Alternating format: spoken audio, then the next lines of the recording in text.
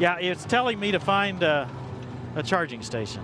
So now I need to find my way home. Clearly the tractor's going more slowly. It's limiting the max RPM. Today we're going to get to the question that you've all been asking.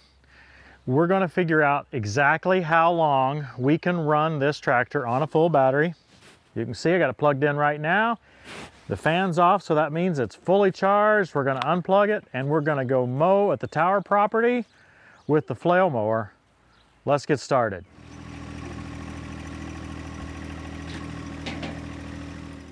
We've also got a couple other things we need to cover in this episode. The prior episode on the PTO, I said some things there that may have not been exactly correct or might have been a little bit misleading, and I want to provide a little more detail on that as we go through this episode. But for now, I'm going to start mowing, and Christy will come back after I've got started a while. There's no use watching the entire, however long it takes to run this battery down. I'm hoping we can get most of the property done.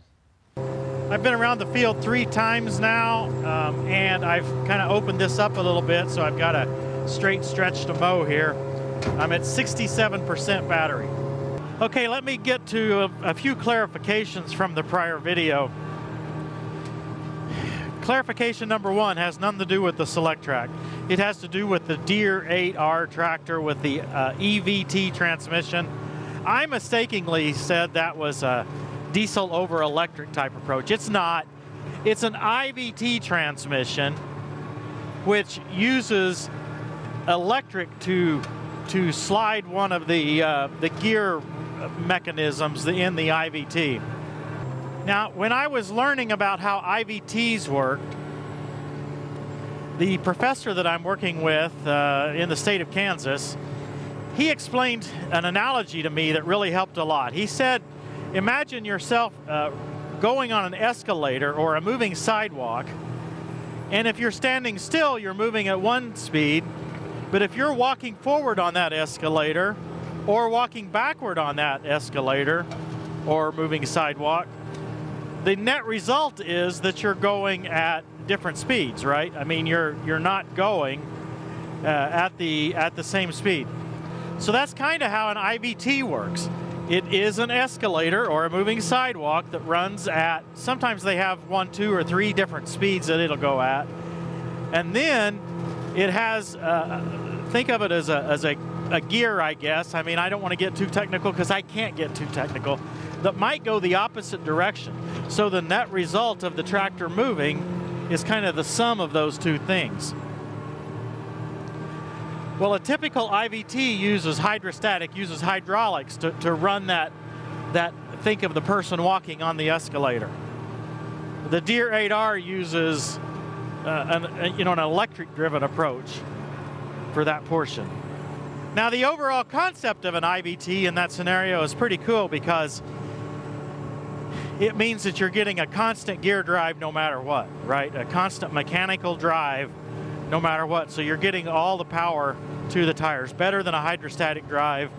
Better than a hydrostatic, but yet you still get full variable speed like a hydrostatic. Now I need to talk about a couple of corrections or additions that do apply to the Solectrac. The first is I used the term replacement when I talked about the E25H, the hydrostatic version of this tractor. And it is not intended to be a replacement for this tractor. It's just another model.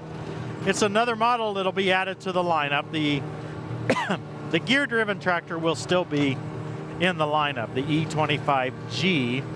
I didn't know what the G stood for, but now I'm going to say it stands for gear.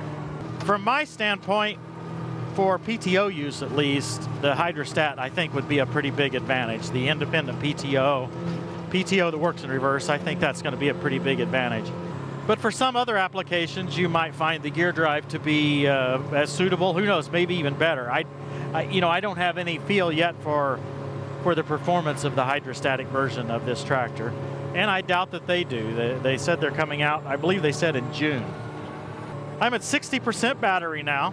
I was down to in the early 70s or mid 70s after my 3 rounds around the whole property here. So it really is illustrative that going around a property, it sort of fools you. because you don't seem like you're covering much ground. But when you're doing that perimeter, you are really covering a lot of ground. And now that I'm going back and forth, you know, I'm knocking off a good bit of this. Okay, second area that I kind of failed to clarify or failed to mention in the episode was a discussion of EPTO and how that might apply to the gear drive transmission. In this case, it's going to allow me 3 more speeds, if you count L, M, and H. EPTO runs the PTO faster, so I can run the tractor at lower RPM. Well, that effectively gives me 3 more speeds to drive the mower.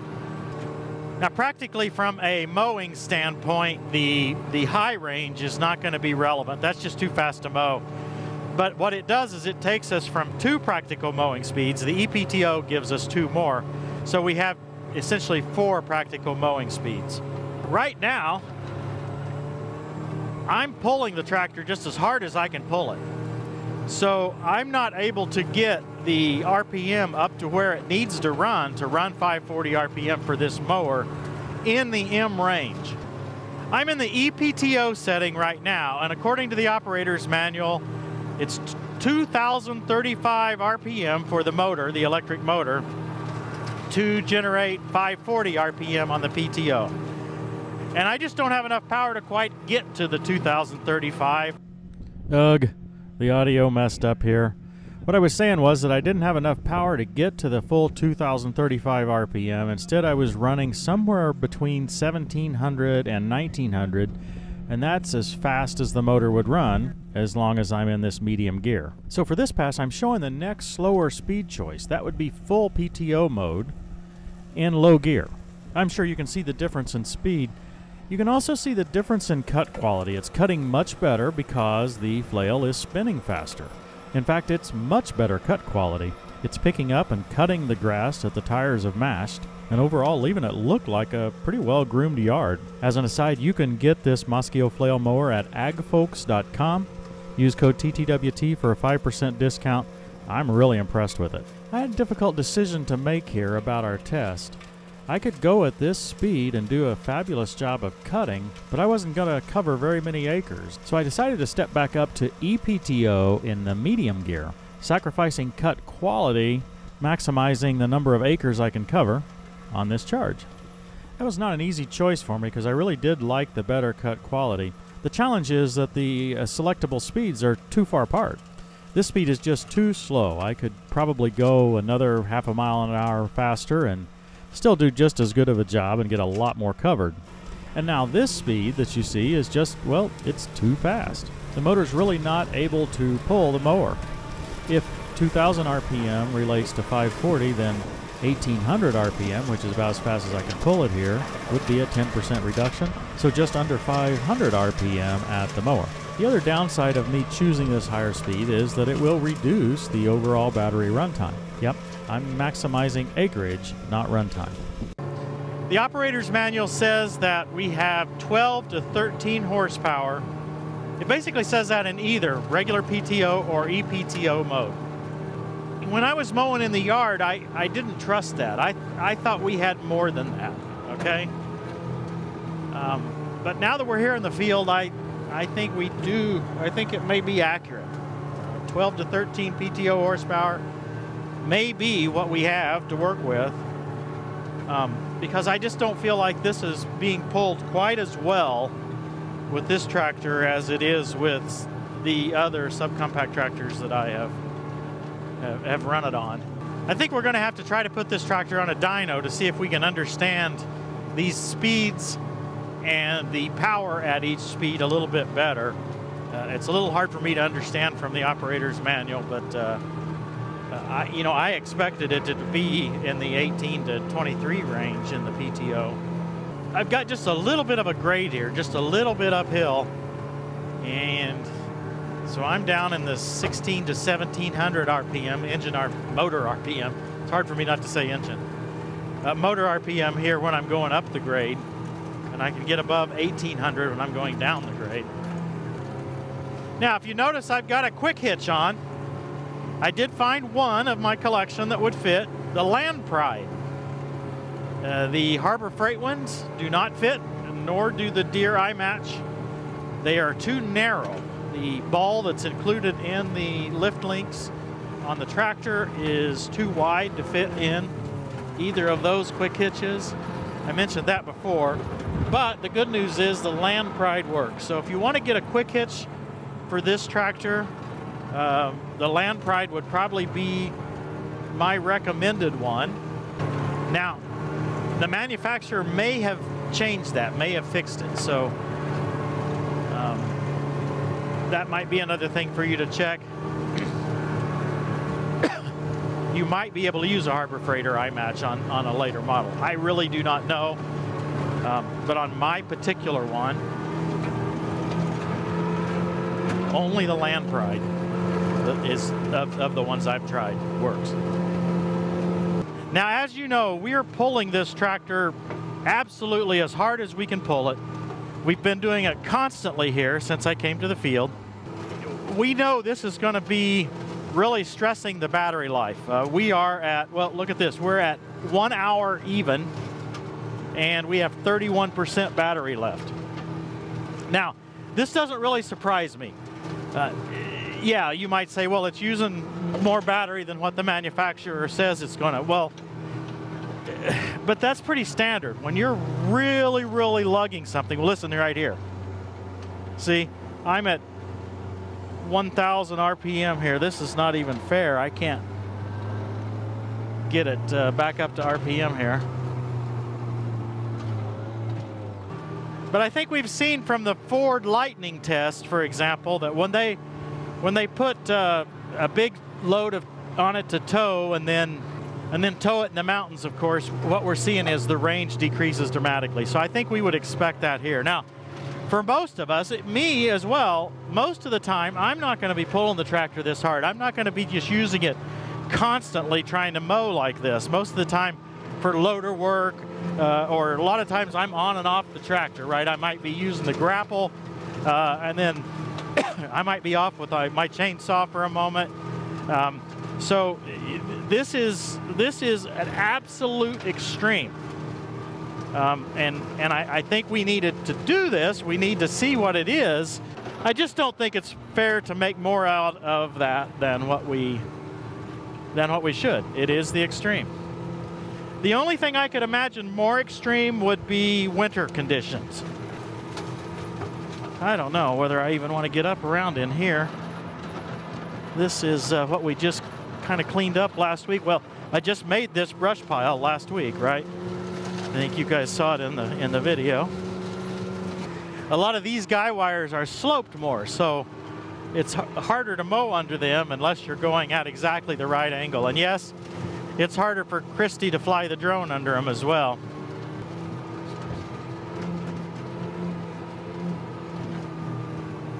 Now, I'm pretty sure that had I ran in low gear, my battery time, the usage or the run time of the battery will be longer.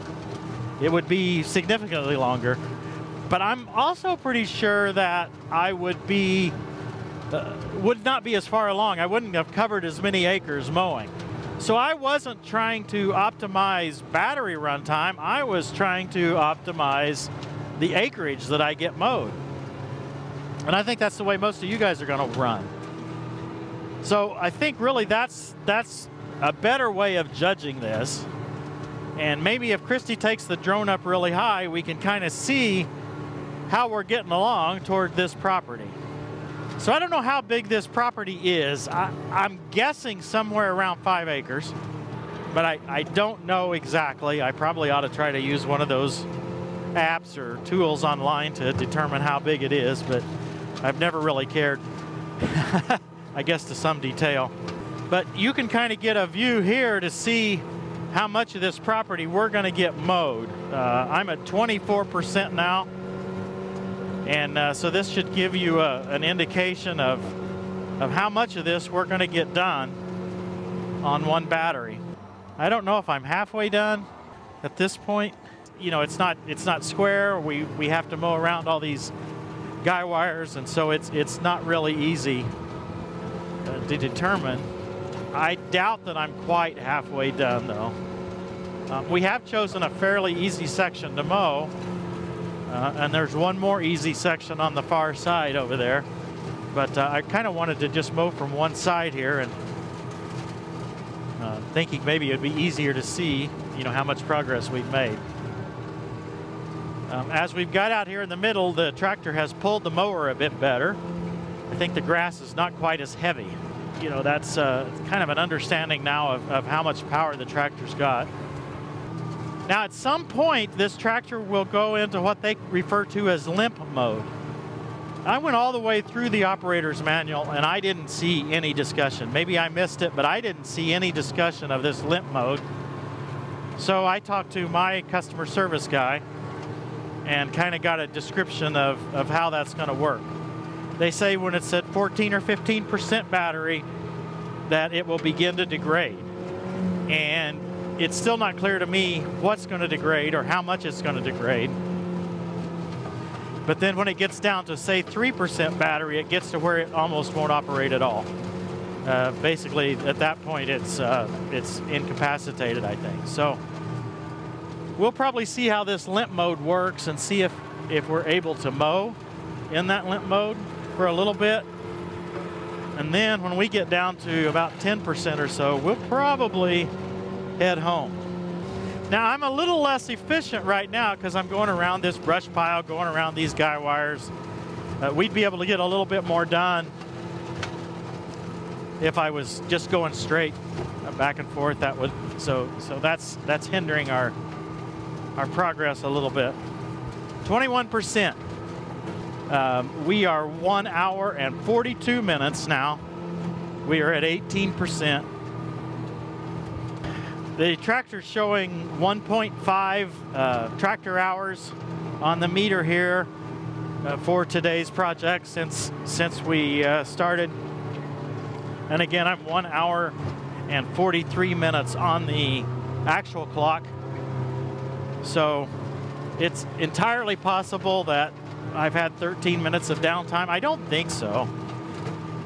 But I've stopped just here and then just to get the audio set up right or whatever to work with Christy. But we've tried to minimize the downtime as much as we can. Okay, I'm at 13% battery now, still operating. I have a red light on the temperature, I believe, on the controller side here. There's a controller side of the dashboard, and it says that the battery temperature is 37 degrees Celsius. I think that's pretty hot. And I also am right at the edge of the red on the motor, and I believe that's temperature. So this is 13%. I expected to go into that limp mode here any time, but I'm really not noticing any degradation. I do see the red wrench flashing. I'm at 12%, still 37 Celsius on the controller side here. Red wrench flashing. 3:19, that means 1 hour and 49 minutes we've been running. 1.6 hours on the hour meter of the tractor.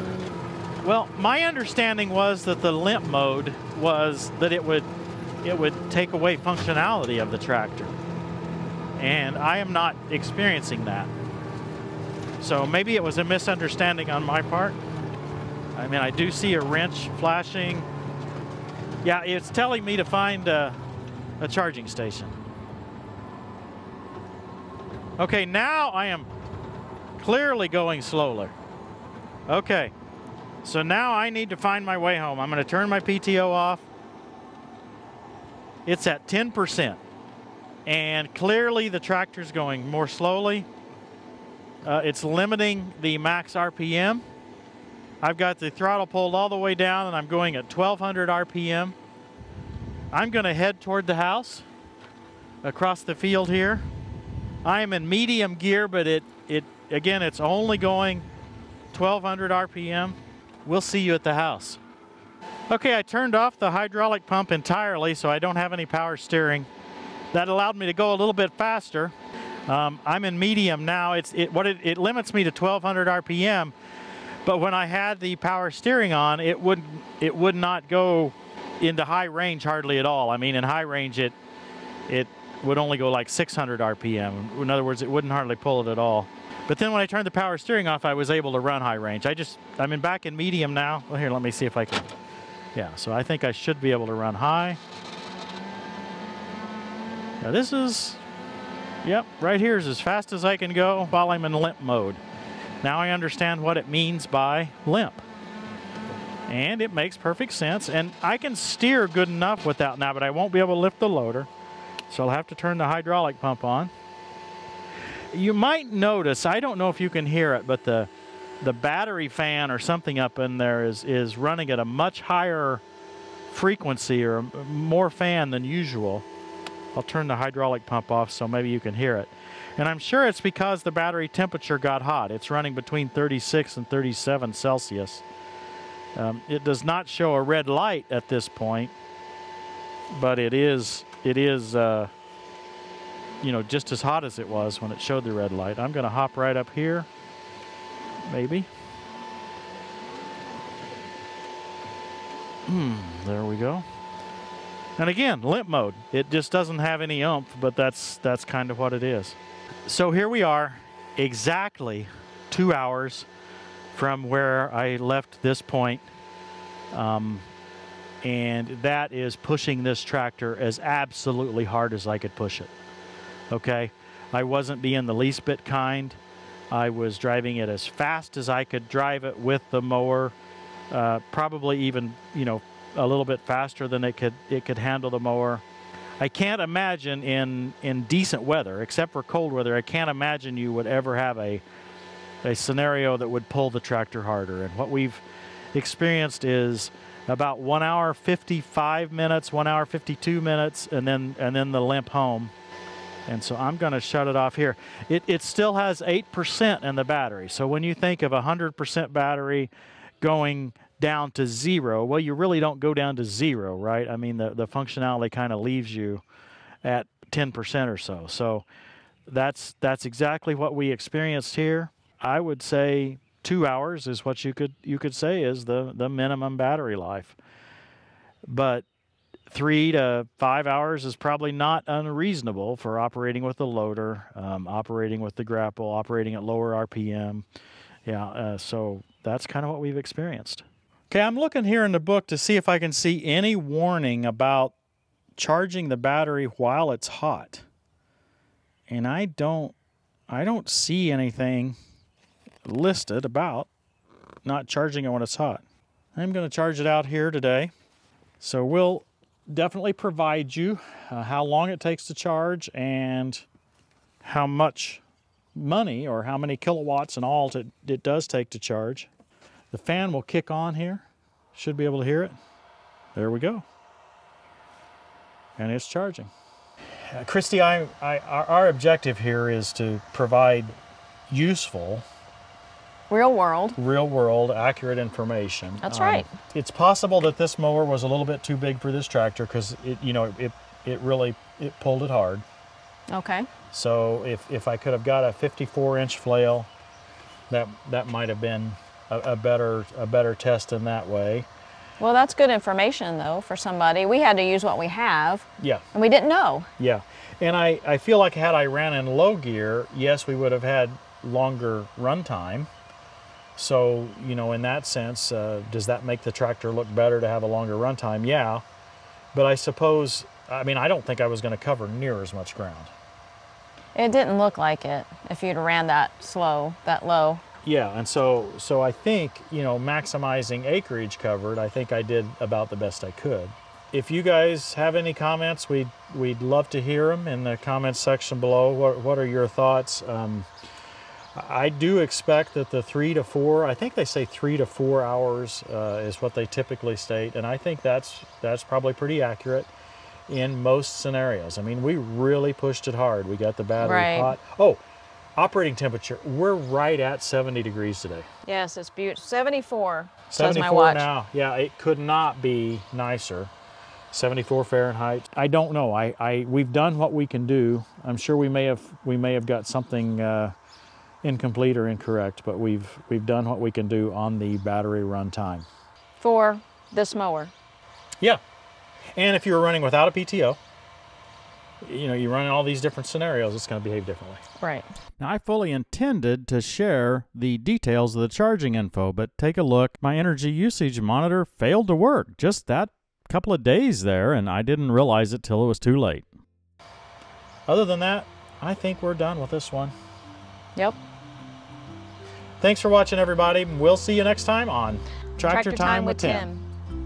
This is a trustworthy saying, and I want you to stress these things so that those who have trusted in God may be careful to devote themselves to doing what is good. These things are excellent and profitable for everyone. When I consider the 3 rounds all the way around the property, as well as the big area we got mowed here, it looks like about 3 acres, I would guess. I'm pretty sure I could finish it on one more charge at this point. Anyway, from a distance, the stripes look pretty nice.